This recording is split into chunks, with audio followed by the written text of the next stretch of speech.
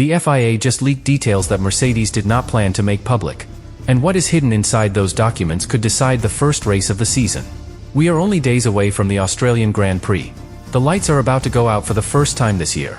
And Mercedes has quietly reworked the most decisive phase of any Formula One race: the start. Last season, more than half of all position changes in the top 10 happened either at the launch or on the opening lap. Not during pit stops.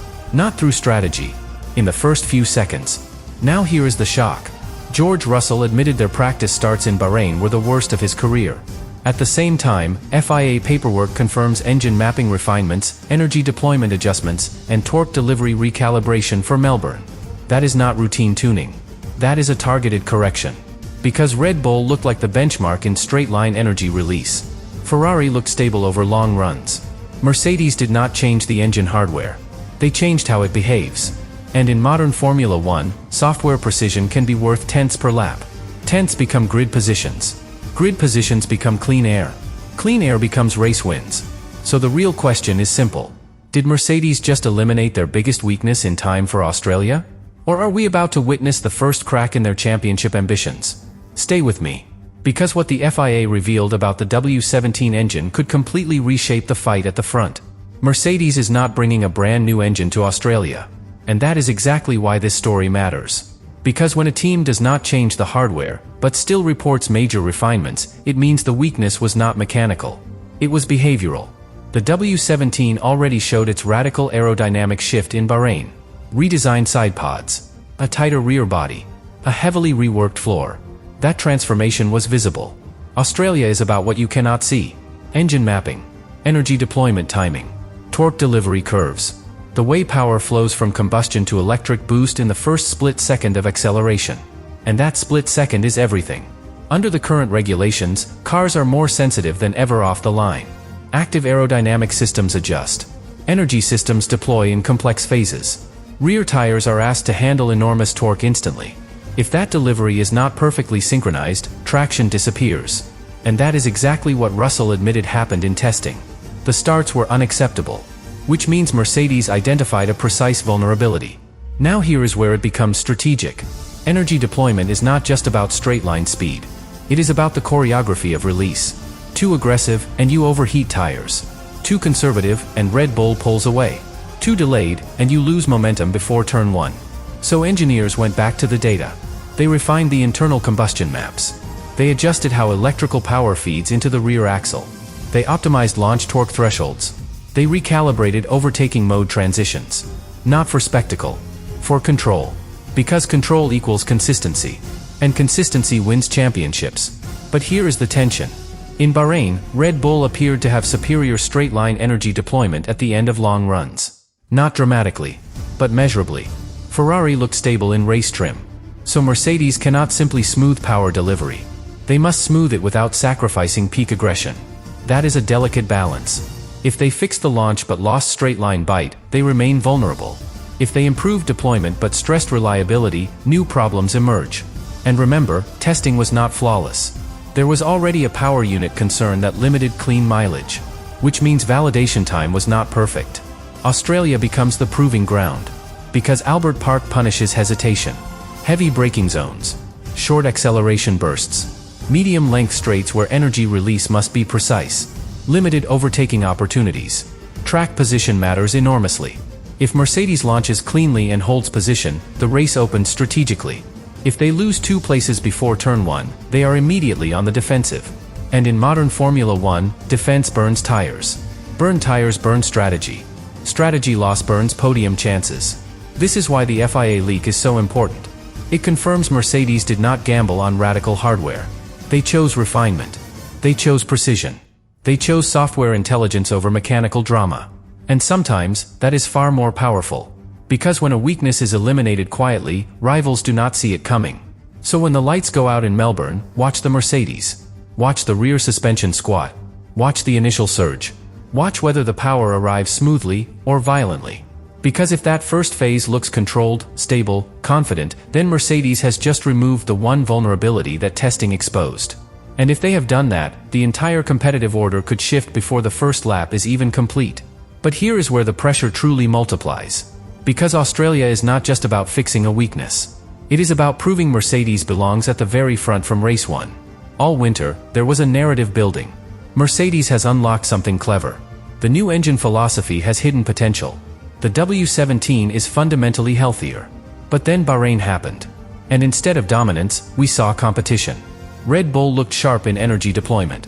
Ferrari looked composed in long-run pace. Mercedes looked quick, but exposed in specific moments. That creates urgency. Not panic. Urgency. And urgency drives precision work. When Toto Wolff talks about refinements instead of revolutions, that is not caution. That is focus. Because when a car is fundamentally flawed, you redesign it. When a car is fundamentally strong, you optimize it. Mercedes believes this platform is strong.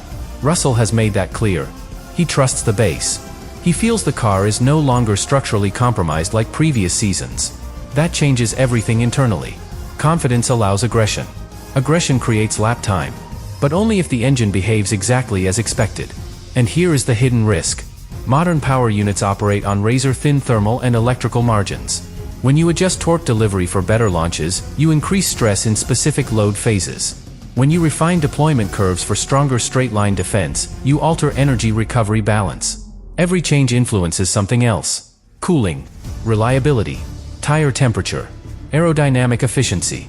Nothing exists in isolation. So Australia becomes more than a race. It becomes a systems test. Full fuel loads. High-pressure race starts. Variable Melbourne temperatures. Constant gear transitions. Curb strikes that shake rear traction. If the recalibrated mapping performs under all of that, Mercedes immediately looks like a contender. If it struggles under sustained load, weaknesses reappear. And remember, Albert Park is deceptive. It looks smooth on television. But traction zones are aggressive. Turn 3 exit. Turn 6 acceleration. The run toward the final sector. Each of those moments demands perfect torque control. One hesitation costs tenths. One snap of oversteer overheats the rear tires. Overheated tires reduce straight-line efficiency. And suddenly, Red Bull pulls away again. So when the FIA leak confirms mapping and deployment refinements rather than new hardware, it tells us something critical. Mercedes is betting on intelligence. On software harmony. On precision timing between combustion and electrical systems. Not on brute force. And that strategy is bold. Because brute force is visible. Precision is invisible until it works. Now imagine 2 scenarios. Scenario 1. The lights go out. The Mercedes hooks up cleanly. No wheel spin. No bogging down. It holds position into turn 1. Down the straight, deployment matches Red Bull. Ferrari cannot edge alongside. Immediately, the tone changes. Mercedes is not recovering. They are fighting. Scenario 2. There is slight hesitation. A fraction of wheel spin. Energy release feels marginally softer at the end of the straight. 2 positions lost. Traffic encountered. Dirty air increases tire degradation. The race becomes defensive. And in modern Formula 1, defense rarely wins championships. That is why this first race feels heavier than usual. It is not about a single podium. It is about direction. Are Mercedes truly synchronized in this new era?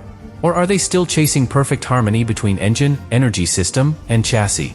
Toto Wolff's revelation is subtle. But subtle changes often create massive consequences. And when the lights go out in Melbourne, the truth will not hide. It will explode off the line. In those first 5 seconds. Where championships begin, or quietly slip away. And now we reach the part nobody inside Mercedes will admit publicly. Because beyond torque curves and energy deployment graphs, this is about power. Not engine power. Competitive power. For the first time in several seasons, Mercedes is not entering the year as the hunted. They are entering as the challenger. That changes psychology inside the garage. When you dominate, you defend. When you chase, you gamble. And what the FIA leak indirectly reveals is that Mercedes is choosing calculated aggression. They are not waiting for a major upgrade package in race 3 or race 4. They are attacking immediately, with refinement. That tells you they believe the gap is small. Small enough to close with precision. Small enough that better launches and smarter deployment could swing track position. And track position, especially in Melbourne, is currency. Albert Park is not a circuit where you casually overtake 3 cars on pure pace. You need momentum. You need clean air. You need to control the race rhythm. So if Mercedes has truly optimized that first phase of acceleration, they are not just fixing a weakness. They are unlocking strategic freedom. Because think about what happens if Russell qualifies on the front 2 rows and actually holds position. Suddenly, Red Bull is forced to attack. Ferrari is forced to push tire life. Mercedes controls tempo. That flips the narrative instantly. But if the launch weakness lingers, even slightly, the entire weekend becomes reactive. And reactive racing is exhausting. Now consider the bigger championship picture. Red Bull's strength has often been operational sharpness. Clean starts. Efficient deployment. Clinical execution. Ferrari's strength appears to be long-run consistency. Mercedes is trying to build a hybrid identity. Strong base platform. Refined engine behavior. Eliminated vulnerabilities. If they remove the launch issue and narrow the deployment gap, they become structurally dangerous. Not flashy. Dangerous. Because a car with no obvious weakness is harder to attack than a car with peak brilliance in one area. And this is where Toto Wolff's messaging becomes strategic. He is not overpromising. He is not declaring dominance. He is signaling steady improvement. That reduces external pressure. But internally, everyone knows Australia is the first real scoreboard. The first time fuel loads are equal.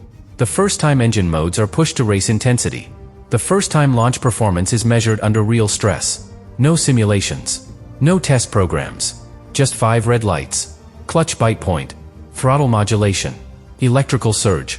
Rear tires fighting for grip. And in that moment, all the mapping refinements either validate months of work or expose a remaining flaw. If Mercedes explodes off the line cleanly and defends down the straight, the entire paddock notices. If Red Bull still edges ahead effortlessly, the psychological advantage remains blue. That is why this leak feels bigger than it sounds. It confirms that Mercedes is not hiding a miracle upgrade. They are polishing the foundation. And sometimes, polishing the foundation is more important than building a new structure. Because championships are rarely won through one massive innovation. They are won by removing small weaknesses until there are none left. Australia will not crown a champion. But it will reveal direction. It will reveal whether Mercedes' recalibrated engine strategy truly closes the gap, or whether one final vulnerability still separates them from the very front. And when the lights go out in Melbourne, remember this. The loudest upgrade is not always a new part. Sometimes, it is a silent correction. A smoother torque curve. A smarter deployment window. A launch that feels effortless. And in a sport decided by tenths, effortless can be everything.